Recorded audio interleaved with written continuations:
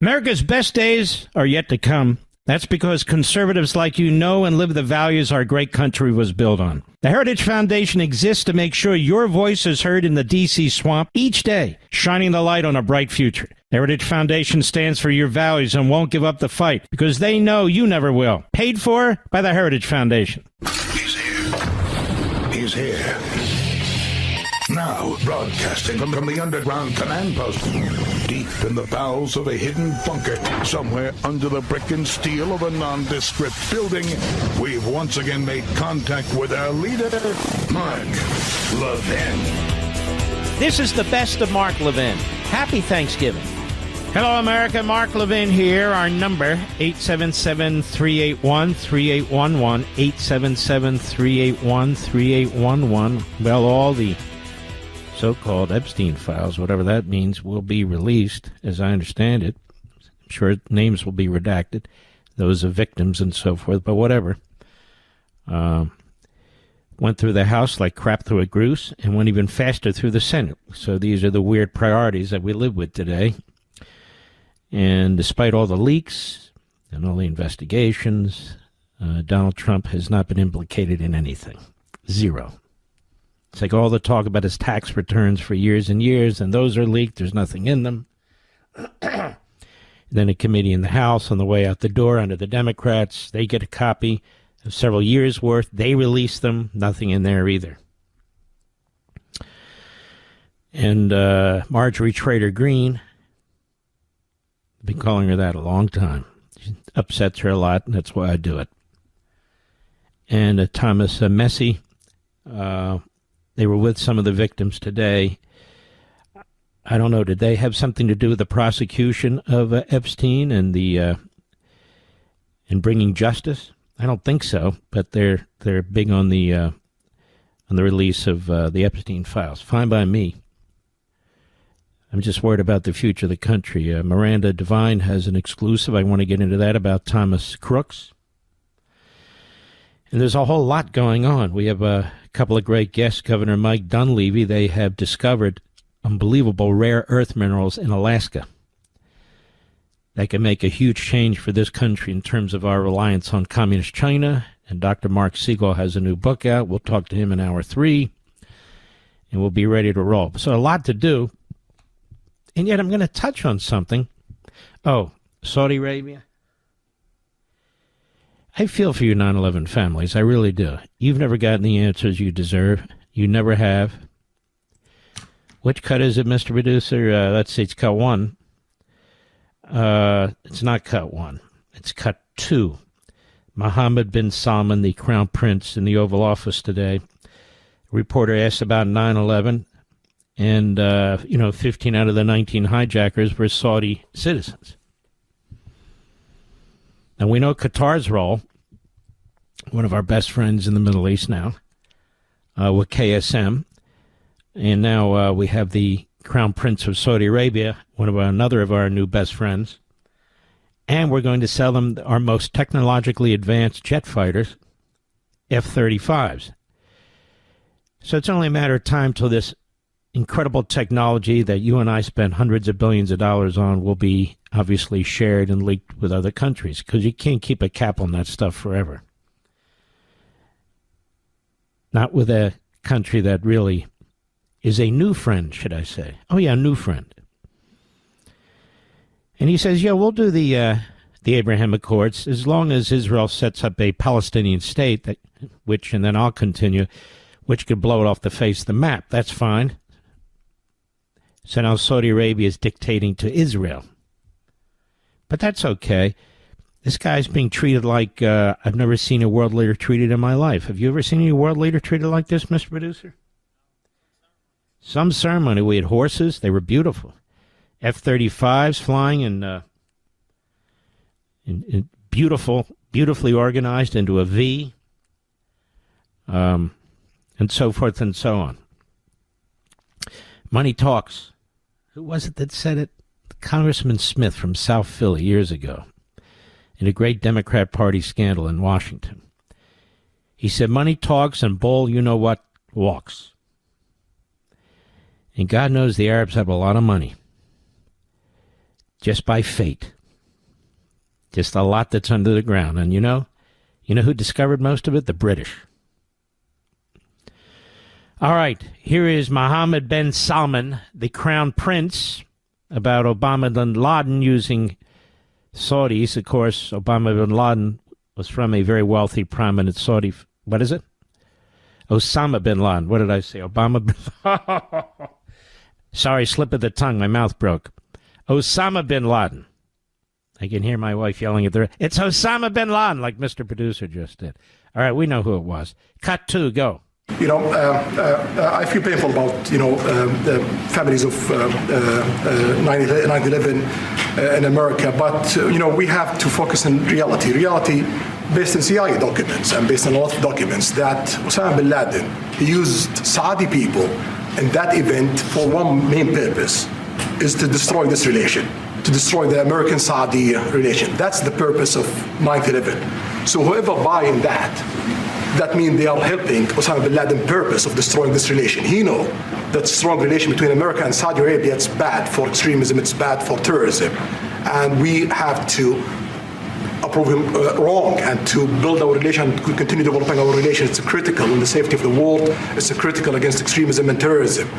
About the journalists, it's really painful to hear, anyone that been losing his life for no real purpose or nothing illegal way. And it's been painful for us in Saudi Arabia. We've did all the right steps of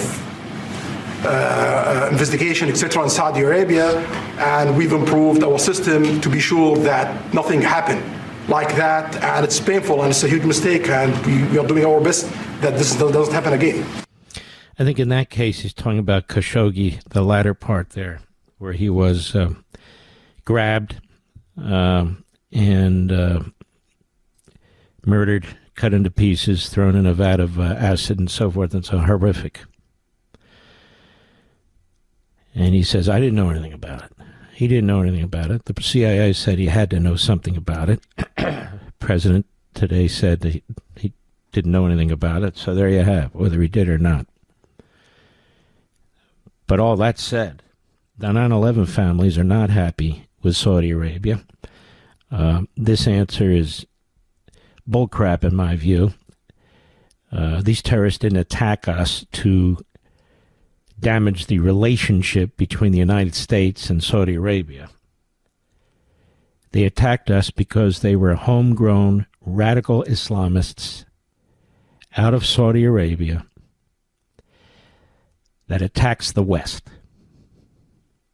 That's what they did, in a horrendous way. And if you had told me, it's just Mark's opinion, not criticizing, I'm just giving my opinion. If you had told me right after 9/11 that we'd be selling our most highly advanced jet fighters to the Saudis, I would say, you're smoking something. Now, there are geopolitical reasons for working with the Saudis, no question about it.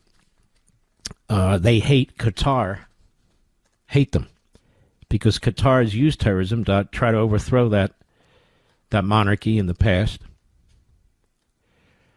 But I think Qatar is our best friend too, no, Mr. Producer? Oh, yeah. And they didn't get F-35s, but they got a memorandum of understanding or an executive order or something. I think an executive order that we will defend them to the last American soldier if we have to. So we're defending Qatar and we're selling our top jets to Saudi Arabia, and I'm wondering why. Who is Qatar's military threat?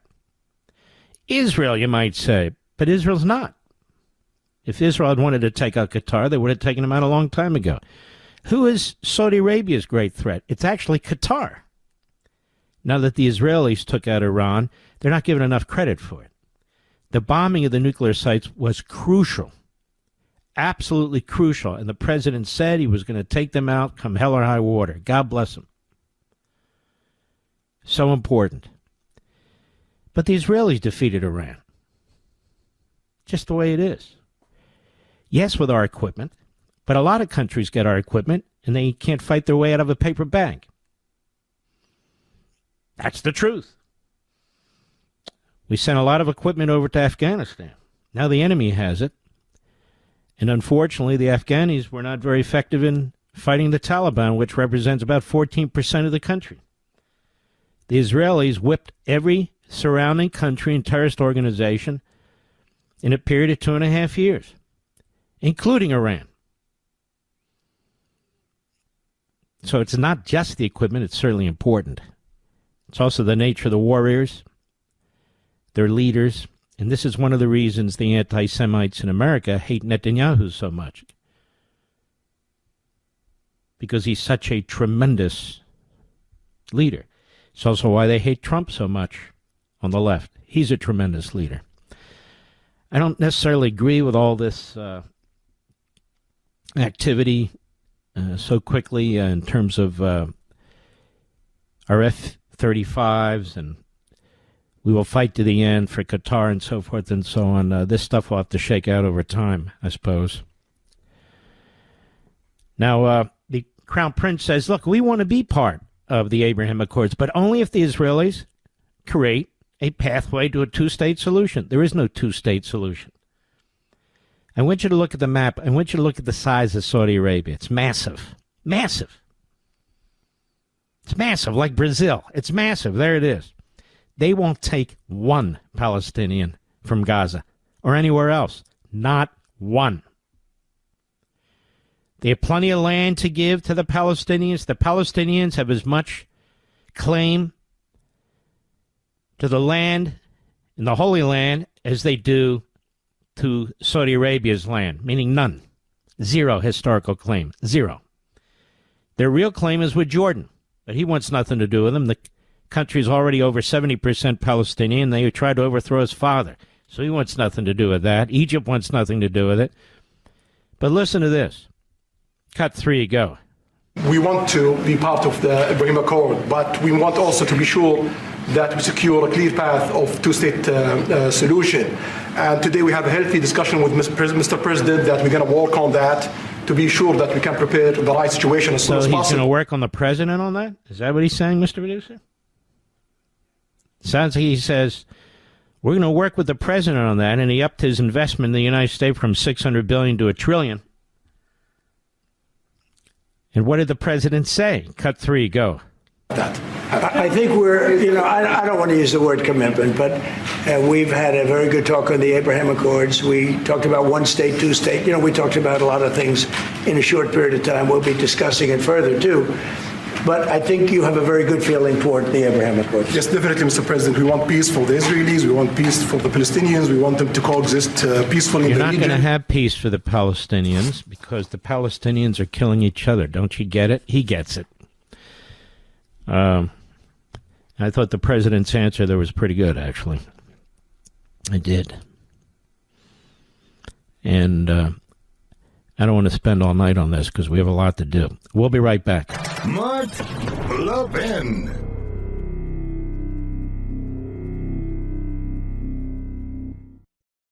Folks, I have a question for you. Do you believe America's best days are still ahead? With the 250th anniversary of the signing of the Declaration of Independence coming up in less than a year, my friends at the Heritage Foundation are taking stock of the current situation, and they need your input. They've launched a survey on America's future to gauge how Americans feel right now about where we are as a nation and where we're headed in the next 250 years.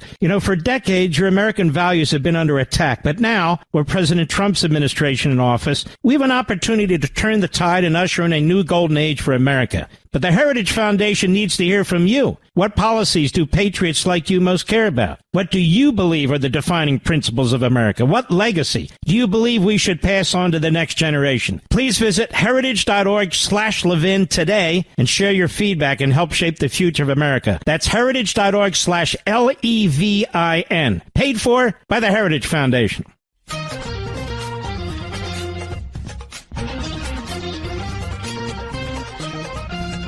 This is Mark Levin wishing you and your family a happy Thanksgiving. Now back to the best of me.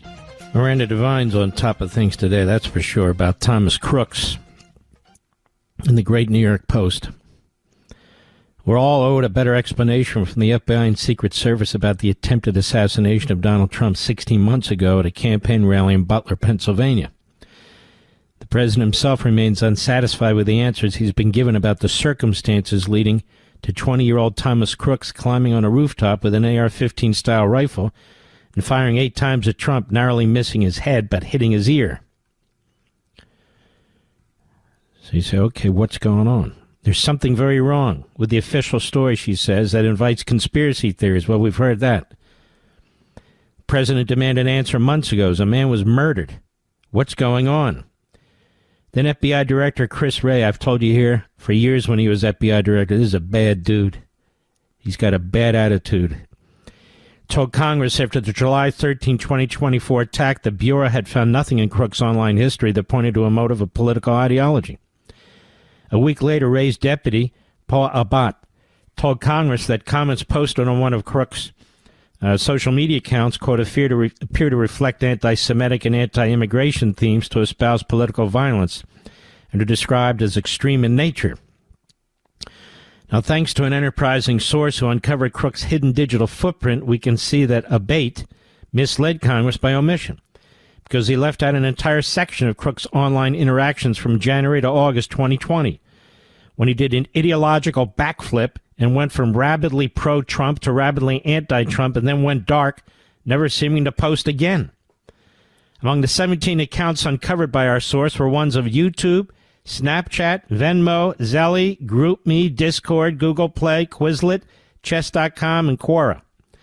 The online interactions from when Crooks was age 15 to 17 give us a better understanding of his evolution into an assassin and invite more questions about what or who reversed his ideology, which is crucial to know. The danger Crooks posed was visible for years in public online spaces, says the source.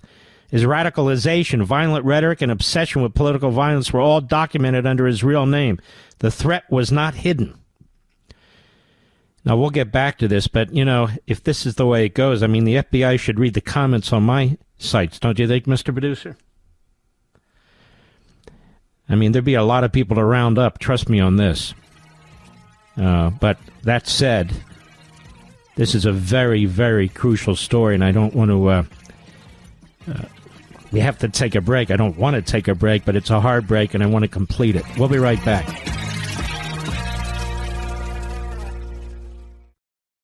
We're coming upon the 250th birthday of the United States, and it has me thinking, what will America look like 250 years from now? My friends at the Heritage Foundation want to know what you think. What policies should America prioritize? What principles should carry us into the decades ahead? As America enters a new golden age, Heritage recognizes that this is the time to take stock and to be intentional about how we shape the future of America. And they can't do it without your input. So please go to heritage.org/LEVIN and let them know what you think is important. Without patriots like you stepping up and speaking up for what you believe in, America as we know it can't survive for another 250 years. Please go to heritage.org/Levin, heritage.org/LEVIN. Take the survey on America's future. This survey takes less than 10 minutes to complete, but it is critical for making sure that the America we pass on to future generations is an America we're proud of. Go to heritage.org/Levin today. That's heritage.org/LEVIN. Paid for by the Heritage Foundation. You're listening to the Best of the Mark Levin Show. Happy Thanksgiving. And by the way, Iran is slaughtering all the dissidents there. And yes, I did think that we should have finished the job. Or at least let the Israelis finish the job. They were doing it anyway. Oh, he's for regime change. Oh, my God. I'm for defeating an enemy. These morons talk about these isolationist neo-fascists. Forever wars. We can have forever wars. Okay, well, let's put this one to bed. No, can't do that. No. These isolationist neo-fascists are on a suicide agenda, and they will drag all the rest of us with them if we don't push back and defeat them, that's for sure. High number of executions in Iran, no due process whatsoever. Look, I'm not interested in turning them into a Jeffersonian democracy. That's not the point. The point is they're going to be back. They're going to be back with nuclear weapons. Trump won't be there forever. Netanyahu won't be there forever. But hopefully we will, right? That's the point. Let's get back to this Miranda Devine piece, which is really... how come she never gets a Pulitzer Prize? Do you wonder who gets them and who doesn't? It's really crazy. There's a breaking story she's got here. The official narrative claimed that he, meaning Crooks, acted alone and without a clear motive, ideology, or digital footprint. Yet the source found reams of information that shows Crooks was not simply some unknowable lone actor, and I'm quoting. He left a digital trail of violent threats, extremist ideology, and admiration for mass violence. Sounds like an Islamist. He spoke openly of political assassination, the radical Islamists, posted under his real name, and was even flagged by other users who mentioned law enforcement in their replies. Despite this, his account remained active for more than 5 years and was only removed the day after the shooting. None of this online activity was referenced in the final congressional report released in December 2024, making this even more troubling. It is troubling. It's crazy. We have all these investigative techniques, especially the FBI and the Secret Service, but especially the FBI. Wouldn't this be a basic part of the process, Mr. Producer, to look at this, to dig in? And yet we have a party that does this on their own? None of this online activity was referenced. Starting with Crook's phone number, the source used tools available to private investigators and web archives to uncover the assassin's very visible online persona. Crook's most prolific activity was on YouTube, with 737 public comments. The account Tom Crooks 2178, visible to other users as Tom Crooks, was created on January 14, 2019 and suspended on July 14, 2024, the day after the Butler attack, for violating YouTube's policy on violent criminal organizations. Well, that was a little late, but nonetheless. So, publicly available processes that private investigators use. This is how they're getting the information. And our government did not.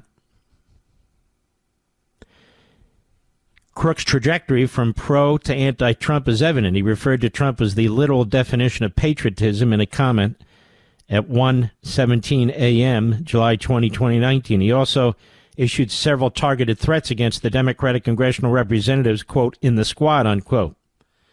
He said, I hope a quick, painful death to all the deplorable immigrants and anti-Trump congresswomen who don't deserve anything this country has given them. He wrote at 8:18 a.m., July 20, 2019.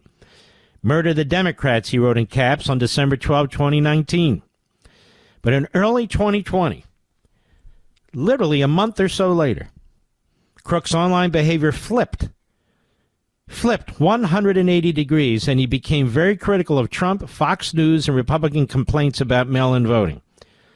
So he's praising Trump, kill the Democrats, December 12, 2019, and here January 23, 2020, 5 weeks later, the first time he criticized Trump, when he commented on a video of law professor Jonathan Turley talking about Trump's first impeachment. He said, keep in mind the only reason we may know about any of this is because of Trump's stupidity, Crooks wrote. He started describing Trump supporters as a cult. He said, how can you people call others sheep, but you do too, brainwashed to realize how dumb you are, he wrote on February 26, 2020.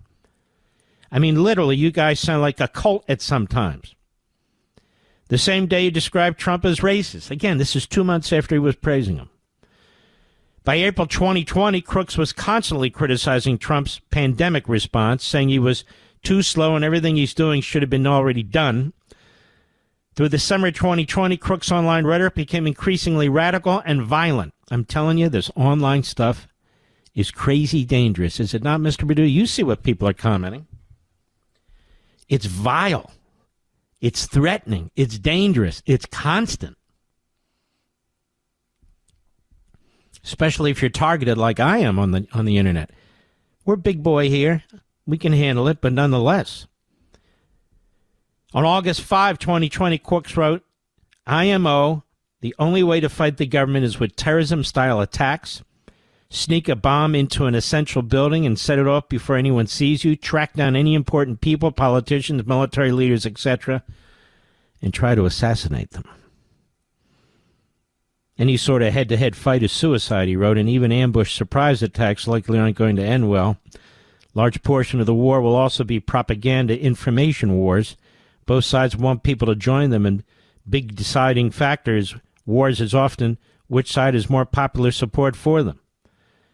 Among the 17 accounts he had uncovered by Miranda's source, only one on PayPal was operated under an alias, Rod Swanson. Rod Swanson is a former senior FBI agent who was the chief of investigations for the state of Nevada during the 2017 Las Vegas mass shooting. He also previously served on FBI Director Robert Mueller's protective detail as a firearms instructor in Pennsylvania. Contacted by phone over the weekend, Swanson said he was surprised his name was connected to crooks.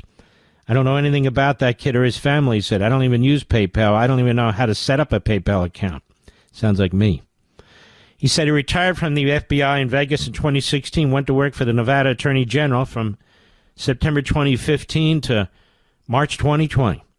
He now works in the oil and gas business in Houston. By the way, I want to thank all the people who are finally now reporting on the massacring, the genocide against Christians in Nigeria and the Sudan and other parts of the world. We've only been talking about that behind this microphone for years, posting about it on the internet, and I actually did a show Sunday on Life, Liberty, and Levin with Congressman Chris Smith, who's really been a leader in this regard, this past Sunday on Fox. And now I'm just glad that everybody else is finally talking about it. Christians are being slaughtered all over the world. Back to this. When told of Crook's online threats, he said there was no way the FBI would not be aware of the teenager. Now, this is a former FBI guy. He says no matter how ridiculous the allegation, no matter if it's COVID or not, somebody's going to knock on somebody's door. If they investigated that kid, there's a record of it, and there's an assessment that some leader made that this was not a threat, or it rose to a level and they did something else. He also said if the FBI had the information about his name on the PayPal account, I can't even imagine they would not have reached out to me right away, he said. Well, they didn't, did they? Given Crooks' pattern of tracking high-profile mass shootings and violent events, the source believes it is plausible that he adopted Swanson's name as a private joke. Like alleged Charlie Kirk assassin Tyler Robinson, Crooks appears to have been interested in ferries. What the hell's that all about, Rich? What are ferries? They wear costumes? Like cats? He described himself with the pronouns they, them on the platform DeviantArt, which is one of the biggest online hubs for fairy art and fairy community. A fairy is someone who has an interest in anthropomorphized animal characters, often a sexual fetish. Oh, okay. Two accounts linked to Crook's primary email were found on DeviantArt under usernames Epic Microwave and the Epic Microwave. The account suggests he had an obsession with scantily clad cartoon characters sporting muscle-bound male bodies and female heads. Now, one of the people Crooks interacted with online was Willie Tepps, a member of Norwegian neo-Nazi group, the Nordic Resistance Movement, which has since been designated a terrorist organization by the State Department. Tepps encouraged violence and Crook's extremism using a Maoist phrase, quote, political power comes from the barrel of the end of a gun, which Crooks repeated several times. In one comment on October 5, 2025, more than a year after Butler, Tepps commented to another user that he'd been contacted by both Russian and American intelligence. Quote, people who ask you to contact them when they just as easily could contact you are feds. This is how they avoid entrapment. Both American and Russian intelligence do this. I've chatted to both, he claimed. Shortly after his interactions with Tepps, Crooks disappeared offline. Did his brush with the Norwegian and his own violent rhetoric win him a visit from the FBI or the Secret Service? And Miranda asks, if not, why not? If so, why has it not been disclosed? The FBI refused to comment when asked on Sunday whether Crooks was ever investigated, visited, or in some way brought to the attention of the agency before he tried to assassinate Trump, or whether there was a FBI file on crooks before Butler. The FBI also refused to comment on why it's not been forthcoming on congressional oversight requests. Former Director Wray told Congress on July 24, 2024, 11 days after the shooting, the Bureau did not have any prior information about the shooter, that he was not in our holdings before the shooting. He said the FBI ran a search for crooks through its databases and he was not found.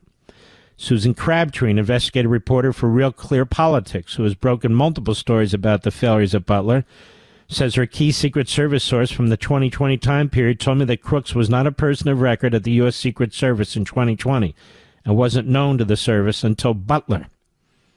Something doesn't add up, says Miranda. Now, there's a little bit more, a couple more paragraphs. This is very, very, very important. So we'll take a little break now, and then we'll be right back. Mark Levin.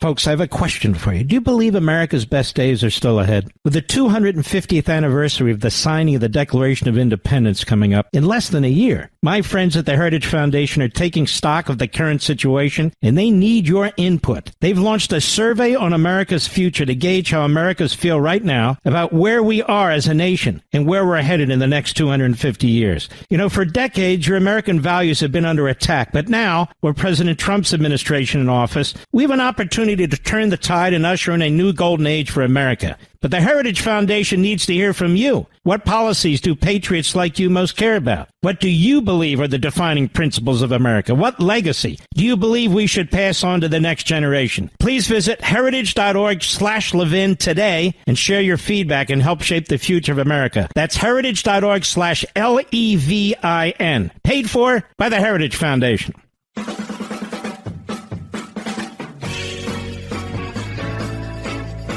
This is Mark Levin wishing you and your family a happy Thanksgiving. Now back to the best of me. As applies to Trump, the Epstein thing is just another attempt to destroy him. And you can see all the reprobates in Congress that are involved in this. They're not interested in getting to the bottom of anything. Nothing. Let's see here. What did I do with this? Oh, my goodness. What did I do with the report here? Oh, bear with me, folks. I got to go back and dig it up because I want to finish it for you. All right. Let's see. There it is. So let's continue the last couple of paragraphs from Miranda Devine's outstanding piece in the New York Post. She's something else. She really is. Deserves a Pulitzer. It's a long piece. We talked about crooks interacting with Nazis and neo-Nazis from overseas. They're very dangerous people. Very, very dangerous people. Ray had been heavily criticized after the Parkland school shooting because the FBI failed to act after being repeatedly warned about the shooter, Nicholas Cruz, that he had guns, had threatened people, exhibited erratic behavior, and might carry out a school shooting. Was Ray trying to avoid being blamed for another atrocity on his watch? Is that why he downplayed, she asked, Trump's injury when he testified to Congress a week after Butler, and falsely suggested the now president had not been struck by a bullet, but by shrapnel from his podium? If the Secret Service had become aware of Crook's anti-Trump rhetoric in 2020 during Trump's presidency, protocol is that it would have determined if he was a threat and offloaded to the FBI to take over the investigation. We don't know what happened, because the Secret Service after-action report is classified. I don't hear Congress demanding that be declassified. The only bodies that could look at it are the intelligence committees in Congress, which so far have shown little curiosity. Yep. A criminal investigation of a presidential assassination or attempted assassination falls under the jurisdiction of the FBI. Therefore, any comments on the subject would come from the Bureau. Requests for information from the FBI by Senator Johnson have been rebuffed. Although I would say I saw Johnson in an interview who was very supportive of Kash Patel and Dan Bongino. Johnson had to issue a subpoena in July on the first anniversary of the Butler attack and complained that he He'd been stonewalled, by the FBI and Secret Service in his efforts to request security camera footage, forensic reports, other documents related to the Crooks case. Trump and those close to him were skeptical about the official story and questioned how the impoverished parents of crooks, who had to ask for money from neighbors to pay for their son's funeral, could afford to hire a white shoe law firm, Quinn Logue, out of Pittsburgh. It's hard to believe the FBI under Secret Service missed Crooks. The question is, what did they do about him? Well, this certainly opens up a massive need for a massive inquiry to find out what the hell is going on here and why do we have to go through these cover-ups. And then we have these kooks with these conspiracy theories. The one that it's Israel and the Mossad, right, Mister? Did you hear that one, Mr. Producer? It's always Israel and the Mossad, you know. And so you got to hear that crap. But there's something going on here. There's clearly a cover-up, in my view. And you know, folks, I don't talk about cover-ups very easily. I don't think this is a conspiracy theory that Miranda is promoting here. I think it's a really outstanding piece of investigative journalism. She has sources and so forth who've come to her, others do as well, telling her and them that this thing was botched. There's a cover-up. And so I'll be waiting for Thomas Massie and Marjorie Taylor Greene, and I'll be waiting for all the Democrats in the House and the Senate, as well as the Republicans, to demand the release of the Crooks file from the FBI and the Secret Service. The release of the Crooks files. Let's see how fast that cuts through the House and the Senate like crap through a goose, huh? I'll be right back. This segment of the podcast is exclusively sponsored by Pure Talk. Pure Talk offers great coverage and can save your family money on your wireless bill every single month. Go to puretalk.com to find the plan that's right for you. Thank you again for listening, and thank you so much for this sponsorship, Pure Talk. He's here. He's here. Now, broadcasting from the underground command post, deep in the bowels of a hidden bunker, somewhere under the brick and steel of a nondescript building, we've once again made contact with our leader, Mark Levin. This is the best of Mark Levin. Happy Thanksgiving. Hello, America. Mark Levin here. Our number, 877-381-3811. Anyway, I wanted to read something to you. Let's see if I can find it. Sure I can. Sent to me by my buddy Cal Thomas. Really fine man. New York Post today. Qatar's pumping tens of billions of dollars into universities to help the Muslim Brotherhood weaken the United States and destroy democracy. What's it going to take, folks? I've been banging the pots and pans and banging the pots and pans. What do I got to do? Look back 10 years from now, all of us together as a country, and say, gee, I wonder how this happened. You know, it reminds me of late May and early June when I was warning people about Carlson and Owens and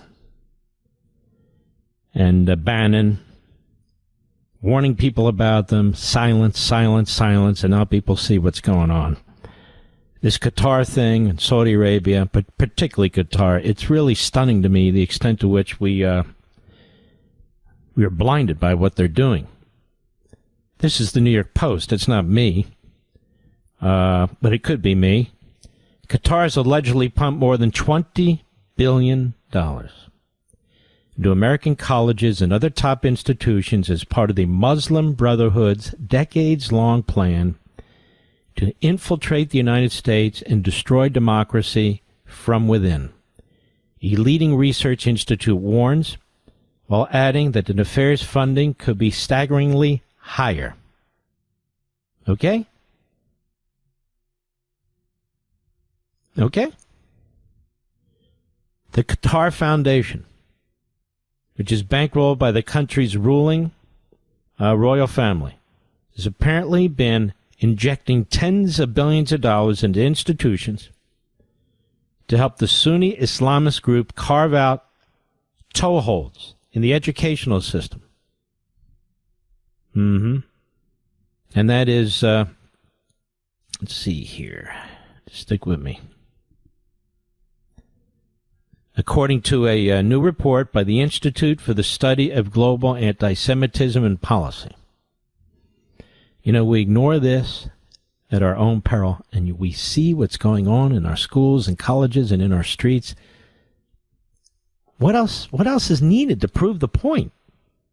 How does a foreign government get to pour this kind of money into our country? You know, the bigots, the racists, the anti-Semites will go on AIPAC, AIPAC, AIPAC,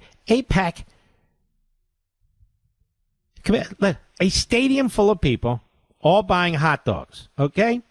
That's Qatar. AIPAC would be, you go there, you order a hot dog, you put a little mustard on it. That's the mustard.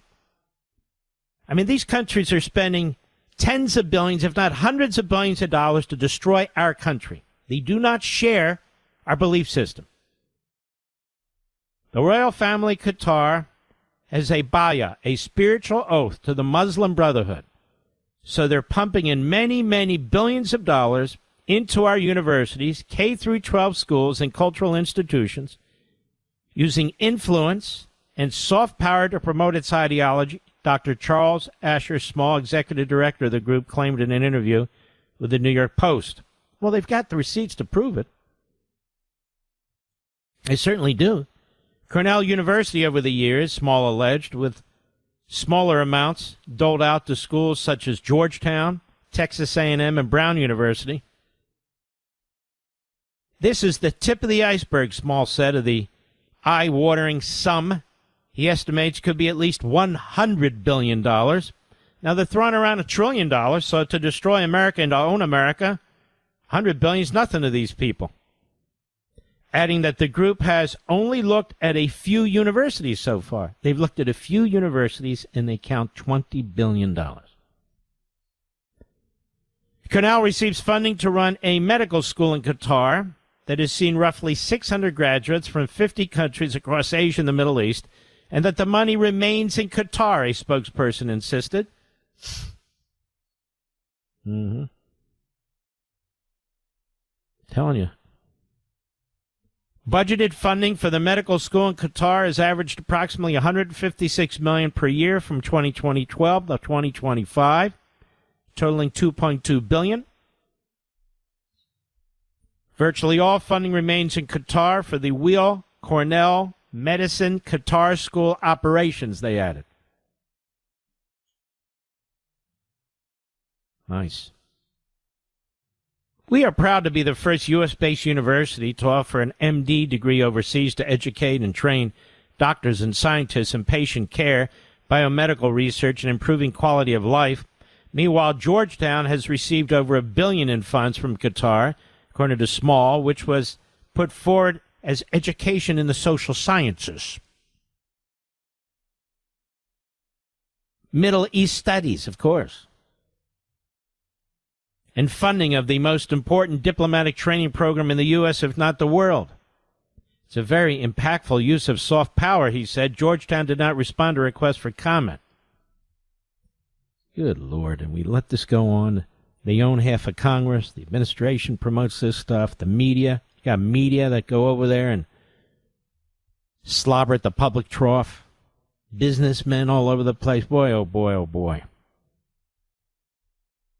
The group also discovered $1.3 billion had been given to Texas A&M by Qatar. Following years of searching, Small said the group found a contract between the Qatar Foundation and the university agreeing to fund over 500 research projects conducted at the school's Qatar campus, which was established in 2003. Now, the contract, let's see here. The contract ceded all intellectual property rights to the foundation, that is to Qatar. And the school confirmed in a statement to the Post, adding that the faculty creating the IP are appropriately compensated. So whatever is developed belongs to Qatar. Faculty which create intellectual property at Texas and A&M at Qatar received 37.5% of the net licensing revenue from the IP, the statement said. The remaining is distributed 33.3% to the Qatar Foundation, 29.2% to Texas A&M, and Qatar to reinvest in research. Of these, 58 projects have dual use for military purposes, and dozens, it just goes on and on. The amount of money that these Arab countries, particularly a handful of them, are pouring into our country, into our institutions, anyway. It's just staggering. That's why in many respects Israel just doesn't have a chance. Not a shot. No way. But this to me is just, I want to thank the New York Post. But that's okay. Bannon will back Israel no matter what, right? What's that cut, number 6, Mr. Producer, just to remind our audience? Go. What do you think about foreign aid to Israel? Is it a strategic partnership?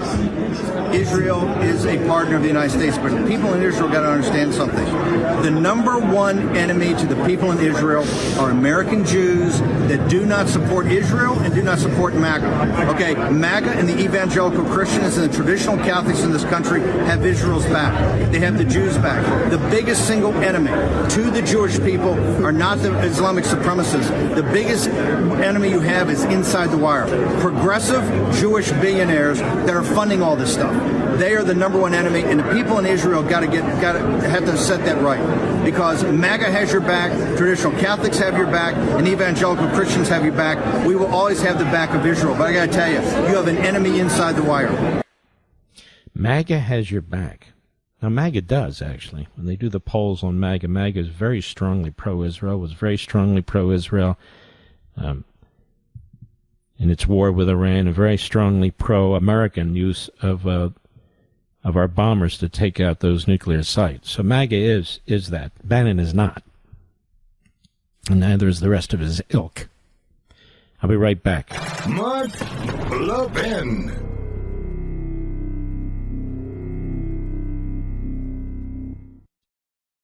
You know, in all the time I've been supporting Pure Talk, my wireless company, I can honestly say I've never seen an offer like this from them before. Listen to this. Unlimited talk, unlimited text, and unlimited data with a 30-gig hotspot. Just $29.95 a month for life. Friends, this is Pure Talk's top-tier plan, normally $65 a month. Now through December 7th, that's it. Just $29.95 a month. You're saving over 50% a month every month for life. Yes, that's on their crazy fast 5G network. But this offer is extremely short-lived. Go to puretalk.com/Levin. That's Levin for Pure Talk's best unlimited plan. Just $29.95 a month for life. Make the switch in as little as 10 minutes.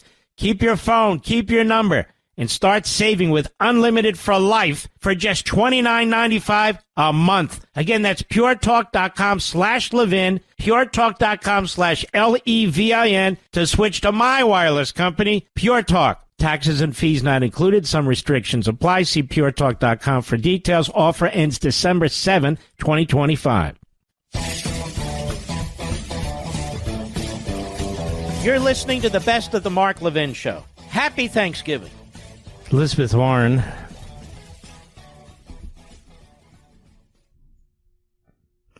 is a complete nut job. Here's what she had to say today. Go. J.P. Morgan Chase is Jeffrey Epstein's bank, a close personal relationship that spans years. I mean, ask yourself, shouldn't this be in the J.P. Morgan Chase advertisements? How long they served Jeffrey Epstein long after his criminal conviction for sexual misconduct with underage girls. And here's the deal. They opened about 134 different accounts for Jeffrey Epstein over these years. They did more than $1 billion in transactions for Jeffrey Epstein. Yeah, they had a $50 million line of credit. He literally could walk into the bank and get $50 million from JP Morgan Chase. So what I'd like to do over on the banking committee is I'd like to have Mr. Diamond and some of those other bankers come in and under oath testify about exactly what the financial trail is that kept Jeffrey Epstein afloat for so long. Can I ask you folks a question? Why is she waiting until now to do this, Mr. Producer? They controlled the Senate for years, the House and the White House. Why just now? I mean, she'd be more credible if she'd been fighting for this. You know, I don't know how long she's been in the Senate. One day is too long, but 10 years? But she just wake up one day and suddenly she said, I'm on the banking committee, and what I would like to do is, I don't care if they do that, fine by me, but that's not my point. My point is, what's the sudden epiphany here? By the way, I'm reading a great book. Mr. Producer, if you can grab it off Amazon and post it, I'd appreciate it. It's called Of Particles and Singing Strings. And you go, well, what's that about? It's just a fantastic book about music, medicine, spirituality, and it's just. I'm very much enjoying this book. I've never read a book like this before. It's by Linda Freeling, and I want to post it. You can grab it this weekend if you want. There's nothing in it for me. I'm just saying it's something that was sent to me, and I'm going through it, and I'm really enjoying it, and so. You don't hear me say that often. No, we have authors I enjoy. Please don't get me wrong. But this book is in particular, it's that I'm really enjoying. Again, it's Of Particles and Singing Strings. And you can find that on Amazon.com. I'm certain of that. Let's see. It's a publisher. It might even be self-published. I don't much care, but I don't think so. Palmetto Publishing. In Charleston, South Carolina. Palmetto Publishing. But regardless of the publisher, Of Particles and Singing Strings. Check it out on Amazon.com. We're going to link to it, but I'm really enjoying this book. And, I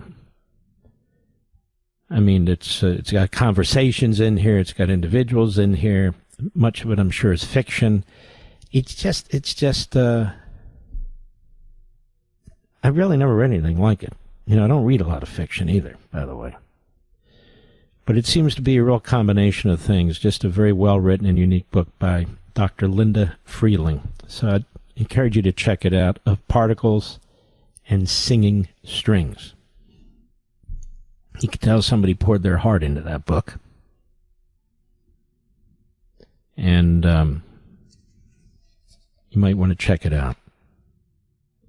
Chrissy Holohan, does anybody know who that is? Did you know who that was, Mr. Producer, before you pulled this up? Nobody does. She's a nobody, but she happens to be a representative, a Democrat from Pennsylvania. And she was one of the 6 who put out that video, and now she's a victim. They all play victim. They call for an insurrection, right? They're trying to incite the military to overthrow the elected president of the United States, fundamentally, to reject his orders if they think they're illegal. If they think they're illegal.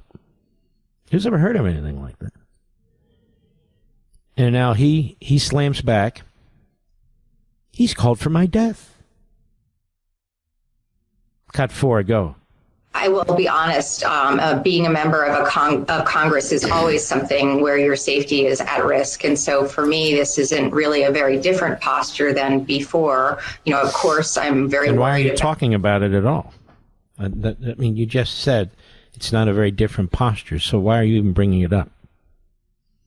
Why? Because the media are pushing this. And what did I say like a half hour ago? If you want to know the policy positions and the talking points of the Democrats, just listen to the media. It's the same thing. They're exact. There's no room between them, no space. Go ahead. And my team and my family, but I think I'm just continuing continually stunned by the fact that I'm worried about it is because the commander-in-chief, the president of the United States, has called for my death. Let's stop. The commander-in-chief, who you said should be ignored by the military, you called for effectively an insurrection. You encouraged individuals in the military to usurp the President of the United States. That is enormously dangerous, because that could also lead to violence, and the man was almost assassinated twice. Almost twice. And you talk like this about the president, you talk about these things, and he lashes back, and now you're the victim? Well, why'd you start the whole thing, would be my question. Go ahead. Thing that should just be chilling for everybody, and everybody should be worried about their safety in this nation when the president can wield that sort of No, I'm worried about my safety in this nation because of the neo-Nazis, the Islamists, and the Marxists. That's why I'm worried about my safety. And I have a legitimate reason, I won't get into all of it, to be worried about my safety. And no, Megyn Kelly, if something happens to me, I don't think it's your fault. It doesn't get any lower than that. You have become just sick, pathetic. But there's a lot of people out there who have to worry about their safety now, unfortunately. And Charlie Kirk was one of them, and he even had a phalanx of security guards that couldn't save his life. Because if somebody wants to take you out, they're going to take you out. That's what I've figured out. I mean, I won't get into it, but it is something to worry about. So, go ahead with the clip, please. She's done. She finished. She's not alone. Mark Kelly, cut 3, go. By the way, I don't think there's anything more American or patriotic than standing with the Constitution. We're a country of laws. If anybody in the chain of command, anybody asks you to do something that's illegal, not only should this guy doubles down, see. Somebody asks you to do something that's illegal or unconstitutional. Okay, so millions of people who are in the military, and if any one of them thinks that what the president's asking them to do is illegal, they shouldn't do it? Is that what he's saying? You know, in all the time I've been supporting Pure Talk, my wireless company, I can honestly say I've never seen an offer like this from them before. Listen to this. Unlimited talk, unlimited text, and unlimited data with a 30-gig hotspot. Just $29.95 a month for life. Friends, this is Pure Talk's top-tier plan, normally $65 a month. Now through December 7th, that's it. Just $29.95 a month. You're saving over 50% a month every month for life. Yes, that's on their crazy fast 5G network. But this offer is extremely short-lived. Go to puretalk.com/Levin. That's Levin for Pure Talk's best unlimited plan. Just $29.95 a month for life. Make the switch in as little as 10 minutes. Keep your phone, keep your number, and start saving with unlimited for life for just $29.95 a month. Again, that's puretalk.com/Levin, puretalk.com/Levin to switch to my wireless company, Pure Talk. Taxes and fees not included. Some restrictions apply. See puretalk.com for details. Offer ends December 7, 2025. This is Mark Levin wishing you and your family a happy Thanksgiving. Now back to the best of me. Mike Johnson on Capitol Hill yesterday. In response to all this from the Democrats, obviously the Epstein thing is dying, so now they got to grab on to the next thing. Cut 2, go. The words that the president chose are not the ones that I would use, okay? Obviously, I don't think that this is these are crimes punishable by death or any of that, okay? But what the point that we need to emphasize here is that members of Congress and the Senate and the House should not be telling troops to disobey orders. It is dangerous. Mm-hmm. I agree with everything you just said there. I really do. But they're going to blow them off. They're going to blow them off. Now we have this Cherphilus McCormick. That's right, I said it. Democrat Florida on Capitol Hill yesterday. She and others have been indicted for alleged $5 million in fraud on FEMA funds and so forth. Just shocking. Cut 13, go. Your thoughts on the indictment, please. Well, it's an unjust indictment, and it seems like these intimidation tactics have been pervasive. Why are they intimidation tactics? I mean, here's the thing, folks. It's like with the mortgage stuff with Letitia James and Adam Schiff and these sorts of things. Did they sign these documents in violation of the law or not? This isn't complicated stuff. $5 million moved around, hidden, so forth and so. That's not complicated stuff either. You either did it or you didn't do it. And so now they have all this retribution, and this is part of a pattern, and this, that, and the other thing. It's amazing. Now, how many Democrats have come out and condemned this McCormick and asked for her to resign? None. We're going to wait till the process works out. Go ahead. Is getting censured, all in hopes of intimidating and kind of distracting from the Epstein files. And I look forward to my day in court. Oh, the Epstein files. I see. And what exactly is in the Epstein files? What's in the Epstein files? Nothing related to Trump in any notorious or untoward way. Nothing. Zero. Take attention from the Epstein files. So these fools talk about are the Epstein files. Go ahead. Myself is actually state the truth, but if this is what Congress is becoming, where they're always trying to intimidate you, scare tactics, especially attacking. Nobody's trying to intimidate you. The question on the table is whether you're a crook, whether you stole money from the American taxpayers. I'm sure Mondami will be very worried about that, Mr. Producer, because he's going to be a great steward of the tax dollar there in New York. He'll be great at it. I want to read you something that is in the City Journal. It's a great publication.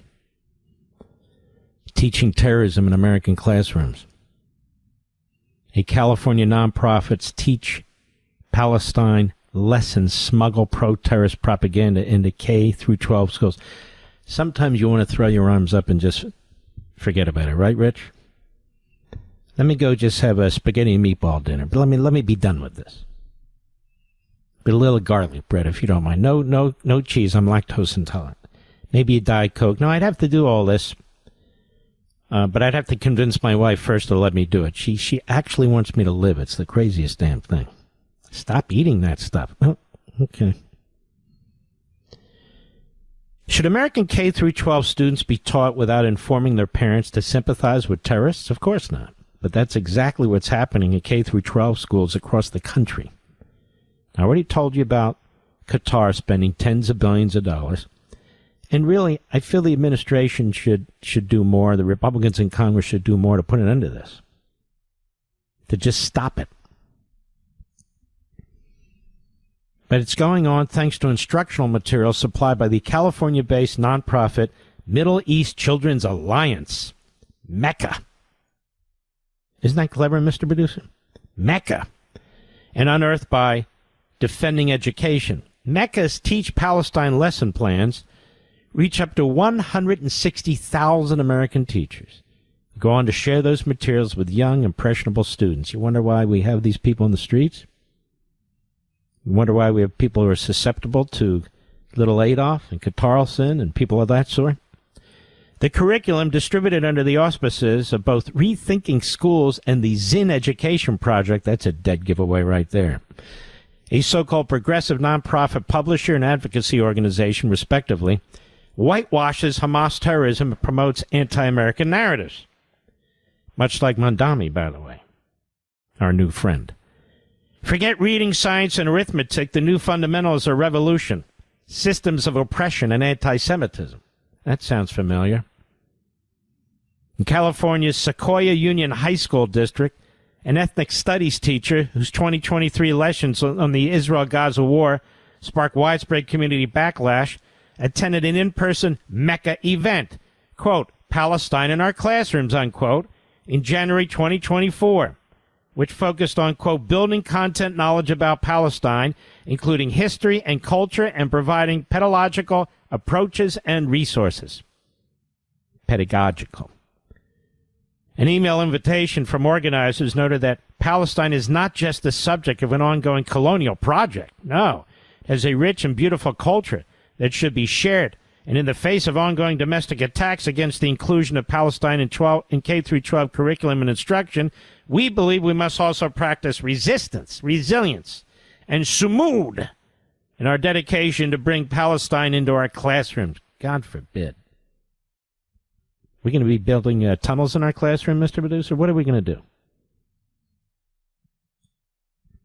In Arlington Public Schools in Virginia, right outside of Washington, D.C., Arlington, you know where the Pentagon is based, a teacher's assignment accused Israel of genocide, much like Mandami today, our new friend, and asked students leading questions like, how does Israel use the Holocaust to victimize themselves, show an example of a logical fallacy. Now, the neo-Nazis are really into this of late. The lessons brought the teacher into conflict with school administrators, one of whom asked her how the material corresponded with the state's English language art standards. But don't worry, we have a brand new government coming in Virginia, a radical left-wing Democrat who pretends to be a moderate, a true Islamist in a dress who's going to be the lieutenant governor, and some head case psychopath who's going to be the attorney general. If you had 2 bullets, wouldn't you shoot the former speaker? Oh, yes. Would it be Mao, Hitler, Stalin, or the former speaker? The former speaker, of course. He got elected. Now, this teacher shared Mecca links on all staff listserv, encouraging others to use the organization's materials. Portland. The Portland Association of Teachers and Oregon Educators for Palestine. Oregon Educators for Palestine. They encourage members to use Teach Palestine resources in their Know Your Rights Guide, published in May 2024. You know, it'd be better if we just closed down all the damn public schools. I'm telling you the truth. Oh, what would they learn? They wouldn't learn this. A Chicago-area teacher led an effort to get the National Education Association to rescind its endorsement of President Biden because of his support for Israel, such as it was. Recommended her school use Teach Palestine resources, as well as those of American Muslims for Palestine, an organization under investigation by the state of Virginia. Earlier this year, a report by the Network Contagion Research Institute, NCRI, revealed multiple points of contact between Mecca and radical terrorist organizations. Mecca's director of Gaza programming once served as deputy director of the Union of Healthcare Worker Committees, recognized by USAID in 1993 as a smokescreen for the Popular Front for the Liberation of Palestine. That's a terrorist organization. Hello. A U.S.-designated foreign terrorist organization. Mecca's founder reportedly conducted meetings with Laila Khalid, a PFLP member, perhaps better known for her role in 2 airplane hijackings. What the hell is going on here? But it's the Jews, right, Tucker? Oh, yeah. Yeah, that's them, you know. Trying to get us into wars. Ladies and gentlemen, the enemy within is here. And it's not the enemy. It's the enemies within are here. And they are ensconced. They are spreading the poison. We're allowing these frauds, phonies, and fools to direct our attention elsewhere. Mecca's tax filings raise similar red flags. Over the last 37 years, it has sent donations to this Palestinian Front Liberation Organization and their unions and groups known for openly glorifying terrorism in our own country, in our own school systems. On the domestic front, Mecca has allegedly partnered with U.S.-based extremist groups, including Shut It Down for Palestine, allegedly receiving $100,000 from Fergie Chambers, a self-declared far-left militant. Parents everywhere should be made aware that nonprofits like Mecca are far from a benign force in education. Indeed, they're actively working to unravel America's social fabric and misleading children. School administrators should exercise greater oversight of the materials, no question about that. We're judged by the company we keep. Nonprofits that maintain relationships like these with terrorist groups should not be allowed to teach children in America's schools. By Nicole Niley. She's president and founder of Defending Education in the City Journal. I'm telling you, folks, this is all around us. This is going on. Nobody's paying attention to it but me. We'll be right back. Mark Levin.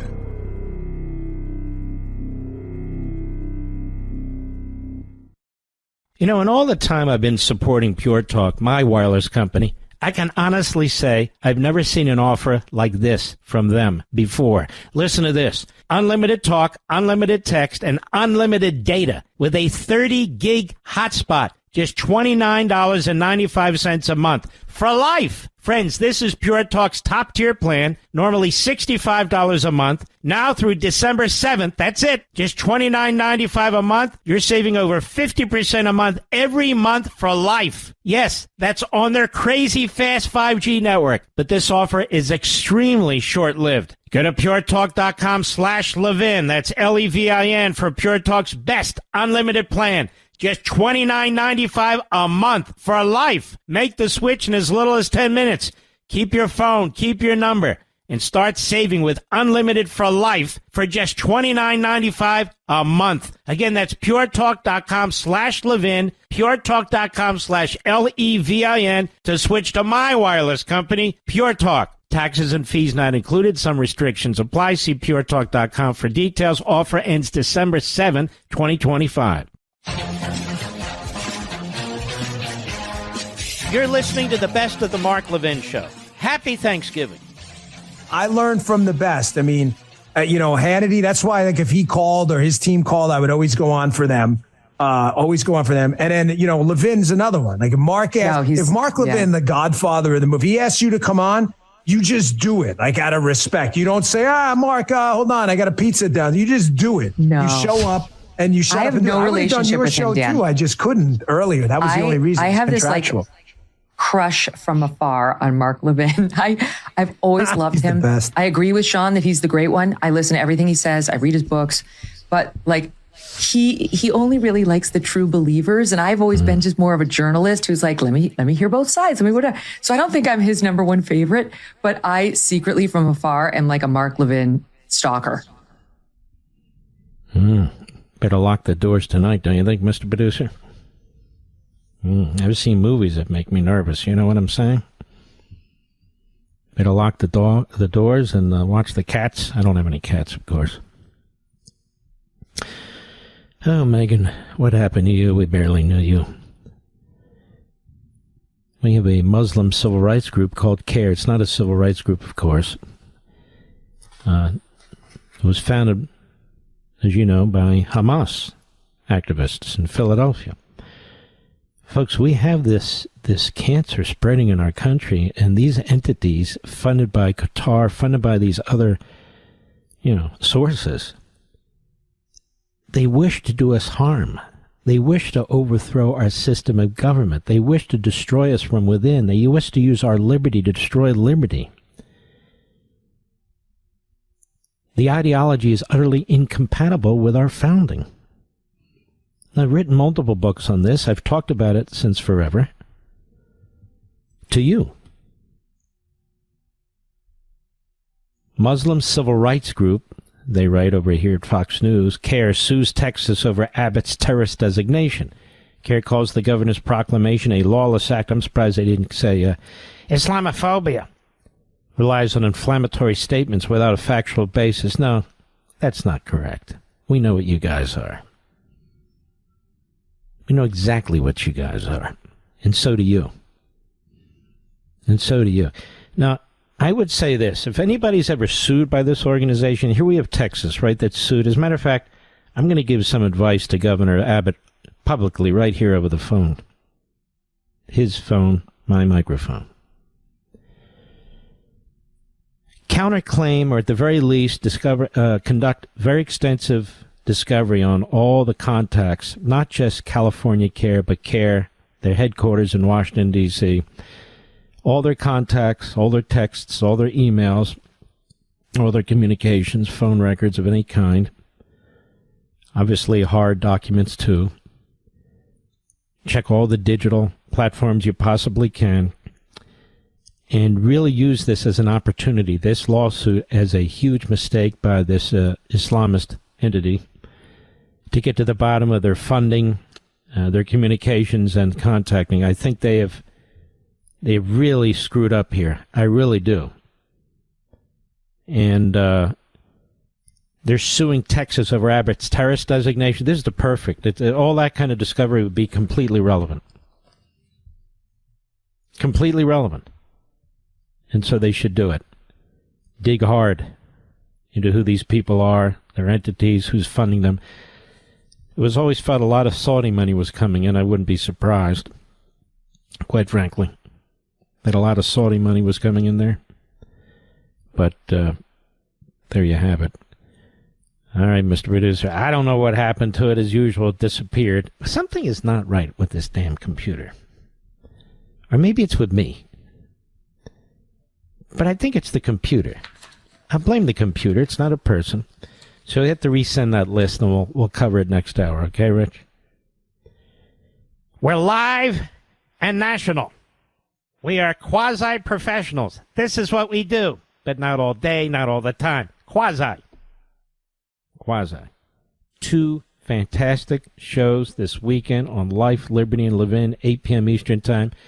Please set your DVRs, because you're going to be running around like a turkey without your head, trying to get ready for Thanksgiving, or there's football. There's a lot of cool things going on. I'm no fool. I know it.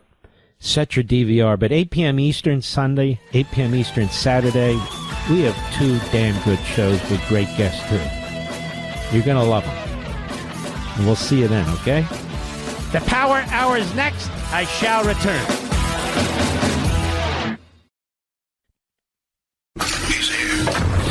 He's here. Now, broadcasting from the underground command post, deep in the bowels of a hidden bunker, somewhere under the brick and steel of a nondescript building, we've once again made contact with our leader, Mark Levin. This is the best of Mark Levin. Happy Thanksgiving. Hello, America. Mark Levin here. The Power Hour, the final hour of the week. Our number, 877-381-3811, 877-381-3811. There's some breaking news, at least good through the weekend here. The Associated Press. Texas asked the Supreme Court today for an emergency order to be allowed to use a congressional redistricting plan that is favorable to Republicans in the 2027 elections, despite a lower court ruling that it likely discriminates on the basis of race. Now, we talked about that. It doesn't discriminate on the basis of race.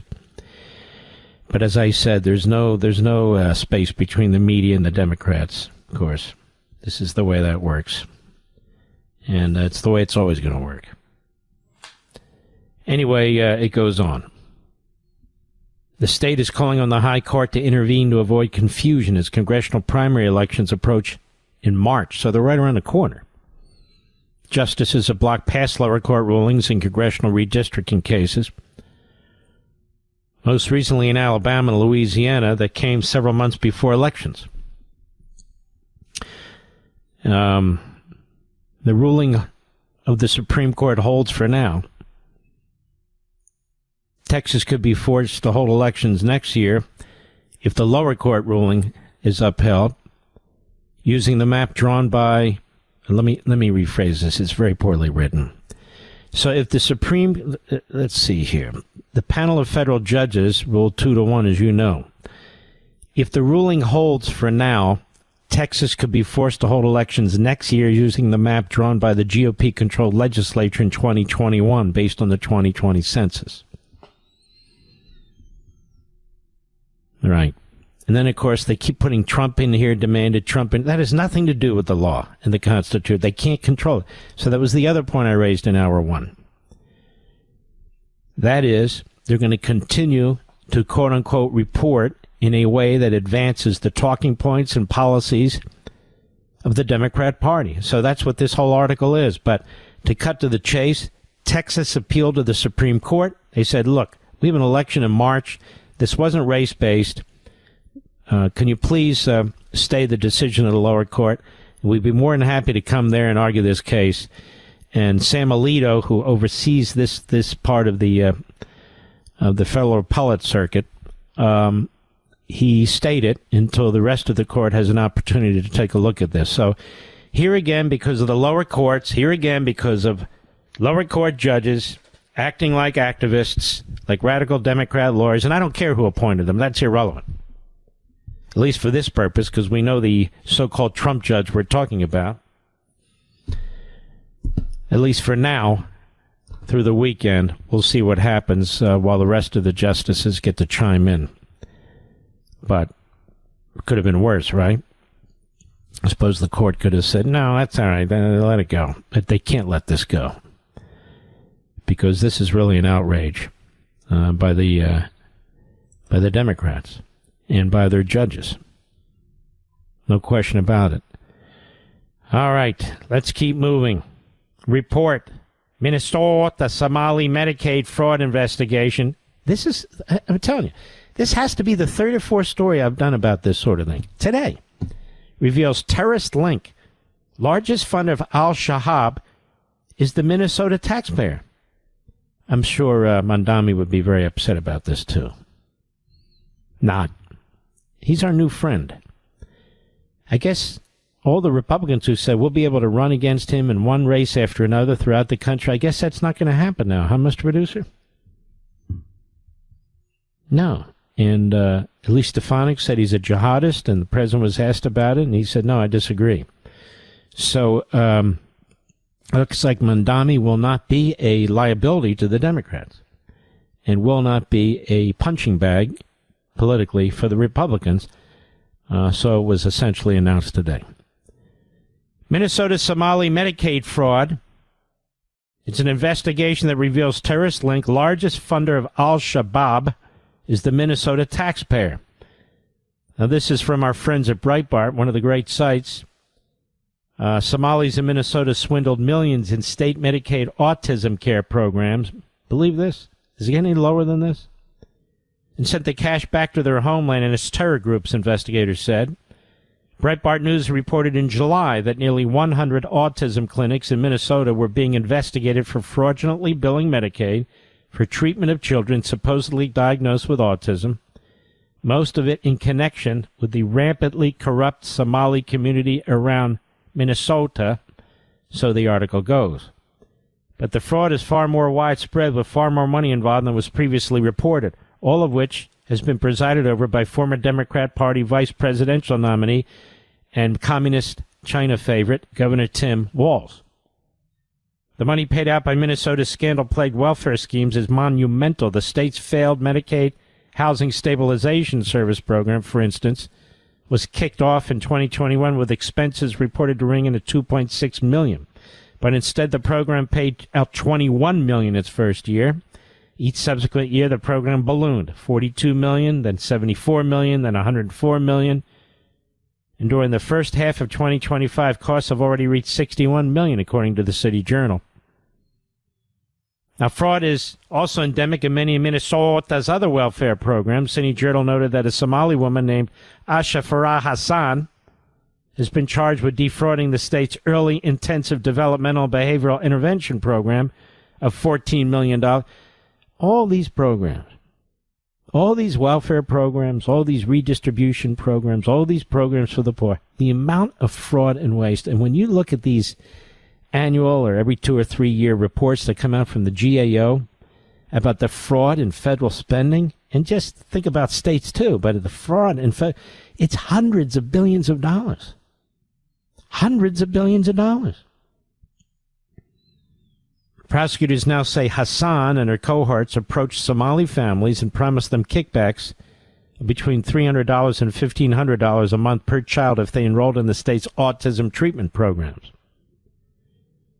The fraud and autism treatment has skyrocketed apart from Hassan's alleged criminal enterprises. The City Journal notes that autism claims to Medicaid in Minnesota have skyrocketed in recent years from 3 million in 2018 to 54 million in 2019, 77 million in 2020, 183 million in 2021, 279 million in 2022, and nearly 400 million in 2023. So in 5 years' time, it's gone from 3 million to nearly 400 million, Mr. Producer.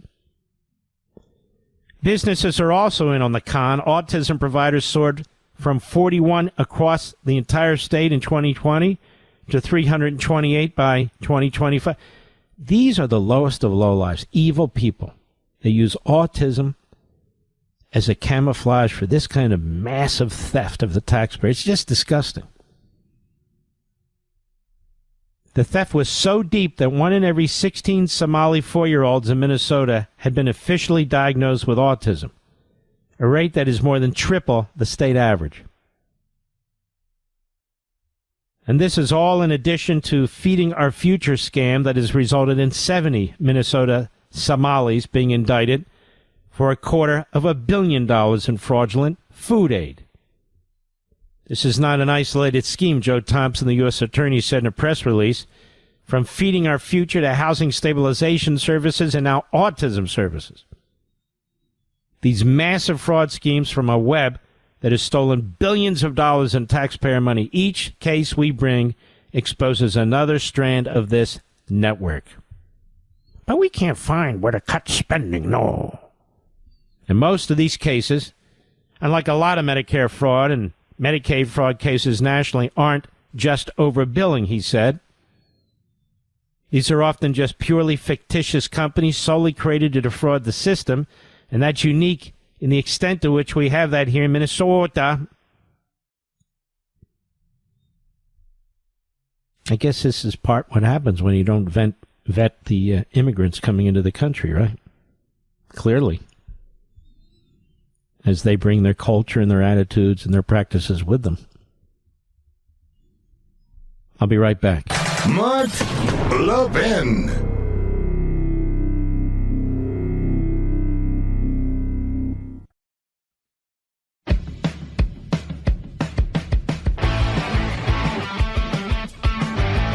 This is Mark Levin wishing you and your family a happy Thanksgiving. Now back to the best of me. You know, ladies and gentlemen, I'm just telling you the truth. If I have to stand alone among broadcasters when it comes to basic issues of moral fortitude, then so be it. There are a few of us, but not enough. And same with society generally. You folks, Mr. and Mrs. America, you get it. But here, Zohran Mamdani sides with the anti-Israel mob. And then he meets with the president today. I understand the meeting was scheduled. But I'm sorry. No, I will not get used to him, and no, I will not embrace him, and no, I will not help him, and no, I will not do any of those things. He's the enemy. He's the enemy because he says things, he plans to do things that an enemy does.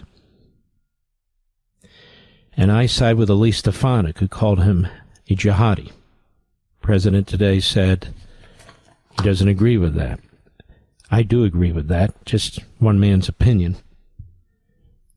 Given all the years of hate and vile and poison that he has spilled into the public square, one meeting doesn't fix all that. Doesn't fix it for me, anyway. Just one man's opinion. And I'll get into that a little bit more. There's an excellent piece written in the Free Press that I want to share with you soon. You know, every day I hear from Americans who feel like they're losing their voice, frustrated that their values are being ignored or erased. So if that's you, let me tell you about something you can do right now. Join AMAC, the Association of Mature American Citizens. Because AMAC isn't just another group, it's a powerful community built on faith, family, and common sense. They're standing in the gap, giving millions of Americans the tools to stay informed, engaged, and prepared.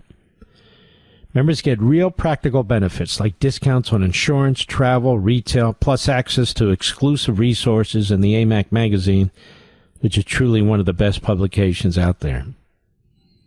And for a limited time, you can join free for 90 days. This is very important. You can join free for 90 days. No credit card required, no strings attached. Take advantage of their offerings and check it out. Just a chance to see what the Association of Mature American Citizens is all about for free. They really want you to check it out. So go to amac.us/Levin right now, amac.us/Levin, amac.us/Levin. Take the first step and make your voice matter again and get those great benefits. 90 days for free. Holy moly. So here, this is from the editors at the Free Press. New Yorkers know about this. Many of you may not. On Wednesday evening, a mob of Palestinian activists stormed the entrance to the Park East Synagogue in Manhattan. So these people can't even meet at their place of worship without vile intimidation and threats. From New York to Gaza, globalize the Intifada and resistance. You make us proud. Take another settler out. One agitator repeated, we need to make them scared. The head rabbi of the synagogue, Arthur Schneier, is a 95-year-old Holocaust survivor who was born in Vienna in 1930. He has vivid memories of Kristallnacht, the night of broken glass, when Nazis rampaged throughout Germany and Austria, attacking Jewish shops, synagogues, and homes, injuring and killing Jews in a horrific pogrom. Now he gets to see the same human material that shattered the glass of synagogues in Berlin and Vienna in 1938, right outside his own synagogue, said another New York rabbi. If you asked the organization screaming at Jews on the sidewalk outside, they would have told you that they were protesting a settler recruiting fair. One might think that this would be a fairly easy call for Mayor-elect Zoran Mandami. He could have simply stated the obvious, that no one should be shouting at Americans on their way to church, mosque, synagogue, temple, to practice the religious liberty the founders promised all of us. He could have taken a page from outgoing Mayor Eric Adams, who said on X, when you desecrate one house of worship, you desecrate them all. Instead, Mandami ordered an alarming equivocation. His spokesperson, Dora Pekek, on Thursday said the mayor-elect has discouraged the language and used at last night's protests and will continue to do so.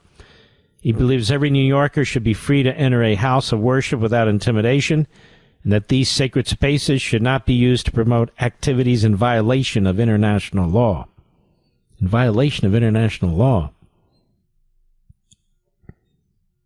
What violation of international law could possibly be happening in a synagogue on the Upper East Side of Manhattan on a weeknight in November? What war crimes could the families gathered there be committing? If you asked the organizers screaming at Jews on the sidewalk outside, they would have told you that they were protesting a settler recruiting fair. Their promotional material said, no settlers on stolen land. Now, this is Judea and Samaria, America, the birthplace of Judaism, which is, in effect, a birthplace of Christianity, too. Now, that was a lie. There was no settler recruiting fair on Wednesday at Park East Synagogue. Instead, there was a program sponsored by Nefesh, B'Nefesh, an organization that helps facilitate the emigration of Northern American Jews to Israel.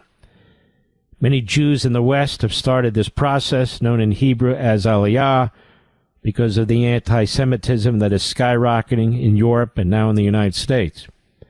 To give one example, an organization that tracks the emigration of Jews to Israel estimated earlier this year that 38% of France's 200,000 Jewish citizens are now seriously considering making a new home in Israel. Why? Because, I'm speaking now, not the newspaper, because France has been overrun by Islamists. That's why. It's not safe to be a Jew in the streets of Paris anymore. That's why. To be clear, Nefesh Ben Nefesh does not sell land in any part of Israel at its events. The group simply provides information on how to make a new life in the Jewish state providing job resources, locations for Hebrew language training, and other services for future immigrants. But even if Park East Synagogue hosted an event where an organization was selling Israeli land, the idea that it's somehow illegal or anything other than completely normal is grotesque. The centrality of the land of Israel is a core tenet of Judaism itself. For 3 millennia, Jews have been moving there long before the Zionist movement even began in the 19th century. So by insinuating, as Mandami, our new friend, that conservatives will one day learn to like, by insinuating that Park East Synagogue was violating international law, Mandami was laundering the lies and libel of the hate group. And make no mistake, it's just that. In February, it organized a riot, the same group, in the Orthodox Jewish neighborhood of Borough Park, Brooklyn, promising to flood Borough Park, a direct lift from Al-Aqsa flood, the name Hamas affixed the October 7, 2023 slaughter. And I could go on. So the mayor is a bastard for the things he says and promotes. And no, I will not get along with him or anybody like him. Period. I'll be right back.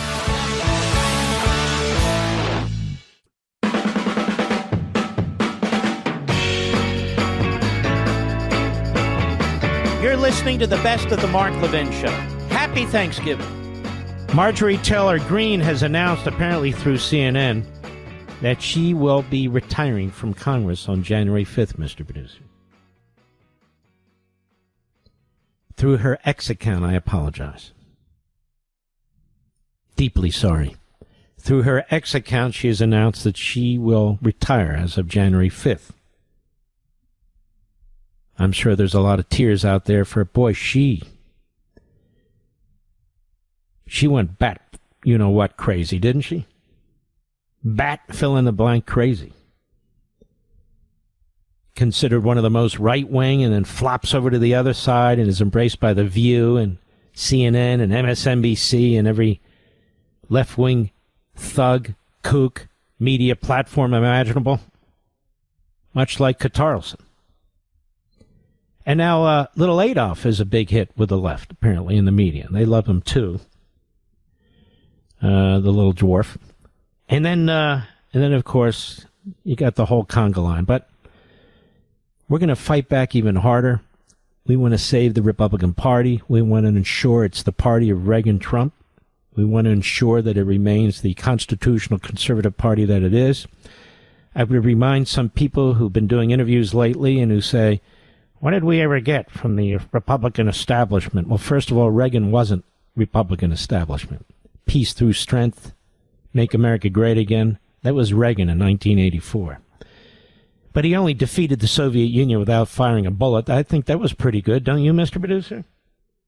Massive economic growth, so massive, the economic growth extended beyond his presidency, into the presidency of George Bush 41, and into the presidency of Bill Clinton.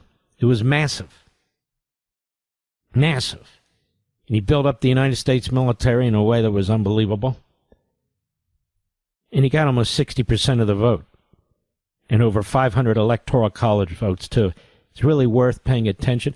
These people that do these interviews, they sound like Marxists. He sucked. The world begins today. I'm just so great.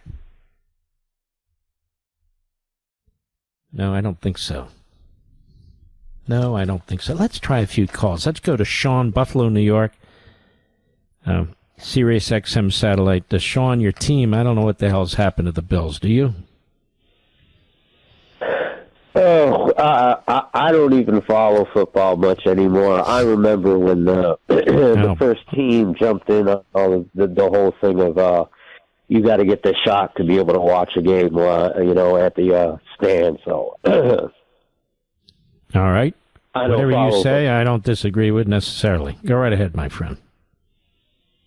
I feel a bit betrayed. I don't know what Trump's move is, but just the way that Mardani was accepted and the way it was before the cameras, Reagan is spinning in his grave. And Elise Stefanik, who called him a jihadist, and the president disagrees with that. I mean, that puts her in a tough position, doesn't it? Yeah, it does. But I'm sorry, but I cannot embrace this man. I will not embrace this man. The things he has said, the things he's doing, he's still doing them. And look, we're all born with our own viewpoint. We all have independent minds. I have my principles. My principles don't change. If you really look at the people around me, people like Tucker Carlson, they've changed in a horrendous way. Megyn Kelly really hasn't changed. She's always kind of been a chameleon. But similar to Bannon, but Bannon was at least somewhat conservative. Now he's made a fool of himself. You got this guy Fuentes, who's basically, dog crap on the bottom of your sneaker. It comes out of nowhere and is a nowhere, going nowhere ultimately. And my principles haven't changed. My views haven't changed. Yes, people can change their attitudes and character and so forth and so on, but core moral, ethical principles don't change. They are what they are. And Mandami is sort of the, he has said and done so many evil things. I mean, are we supposed to close our eyes to it? Go ahead, Sean. Yeah, I mean, it just one thing after another out of that guy's mouth. And, a whole lot of this just reminds me of the Apostle Paul warning, his readers, his followers of, unsound doctrine. And that's what it seems like the whole world and the whole country suffering from, unsound doctrine, whether it be biblical or unsound doctrine of law. Mm-hmm. You make a great point. Very good call. Thank you, Sean. Appreciate that. Let's try Randall, Shreveport, Louisiana. Serious. Randall's gone. I don't see an Andy on here. Is that a new list you sent me? All right, hold on, folks. Look, I'm a quasi-professional. What do you want from me? All right, let's try Andy, Newmarket, Maryland.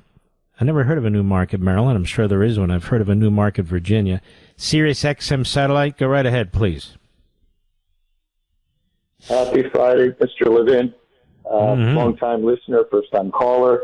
Greetings from the beautiful mountains of Frederick County. We're up here. I love Frederick. It's like the last Republican holdout in the whole state there. Maybe that in the Eastern Shore, I guess. Anyway, how may I help you, my friend? Well, I wanted to just briefly, before I make a comment about Ukraine, back in the mid-2000s, I had worked at the MRC for the great Brent Bozell. And found myself as a 27-year-old sitting across the table from a man named Mark Levin. So really have enjoyed. You're both a gentleman and a scholar, and really appreciate. You really should brand yourself as defender of freedom. Okay, well, really thank you. Things that you said about Ukraine the past several years. 2 points, if you allow me. First, if we think that the invaders will stop with Donetsk and eastern parts of Ukraine, they're sadly mistaken. As you've taught us over the years, history is going to repeat itself. And two, these are brave young men and women, children, huddling hours, days in the subway, being shot at for no reason at all. The West really, in my opinion, needs to continue to support Ukraine. Ukraine deserves Western support. They are defending our democracy. And even more worrisome, Mr. Levin, as you told us, this has serious potential for a precedent on the international scale that, frankly, I don't think anyone wants to deal with. First of all, I agree with you 100%. Secondly, Communist China is watching this, and if they see weakness or they see us buckle, they will indeed invade Taiwan in due course.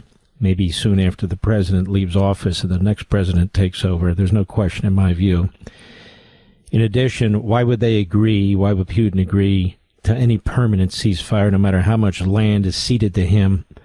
Why would he, when he's already written at length about his focus on Poland, Romania, the Balkan states? I don't know why we don't take these people at their word. But a temporary ceasefire, and I fear that not happen in the Middle East, but Hamas is regenerating, and we're seeing Iran is working again with Hezbollah and so forth and so on. The fact of the matter is there are evil forces out there.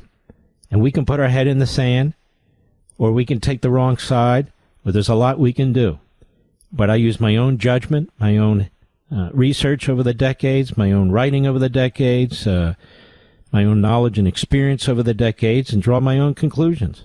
And I'm not going to be bullied by these isolationist neo-Nazi types. It's not going to happen.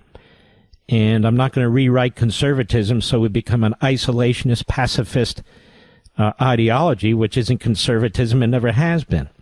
And all these allegations about interventionism and forever wars, there's some truth to that, but I don't stand for that either. I don't stand for that either.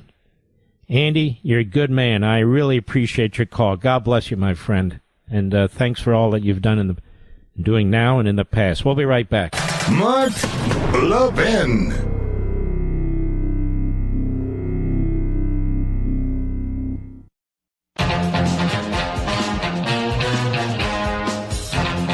You're listening to the best of the Mark Levin Show.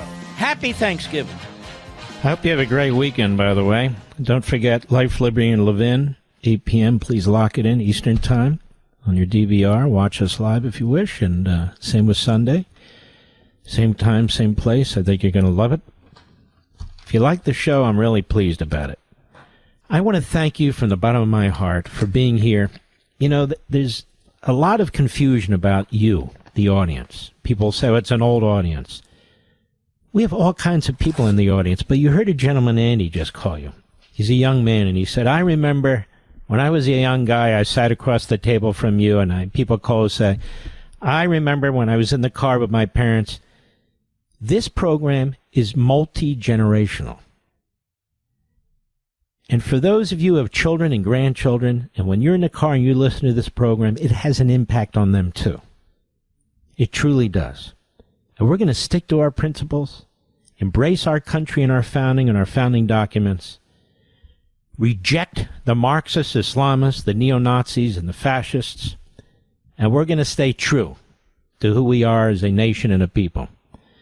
We salute our armed forces, police officers, firefighters, emergency personnel, our truckers, the men and women in Ukraine. God bless you. The men and women in Israel. And we, you, the American people, Mr. and Mrs. America, red-blooded Yanks, God bless each and every one of you. Good night, Spritey and Griffey and Pepsi and Smokey. Good night, Zelda and Indy and Patton and Rory. Good night, Gigi and Marty and little Barney. We miss you all. Good night, Dad and Mom. We're trying to hold down the fort. Good night, Leo and Joe and Bernie and Teddy and Lou and all the great people out there. Thank you. Don't forget to grab a copy of a great book, just my personal advice, of Particles and Singing Strings on Amazon.com. I know you're going to love it. See you tomorrow night on Fox. Have a great weekend.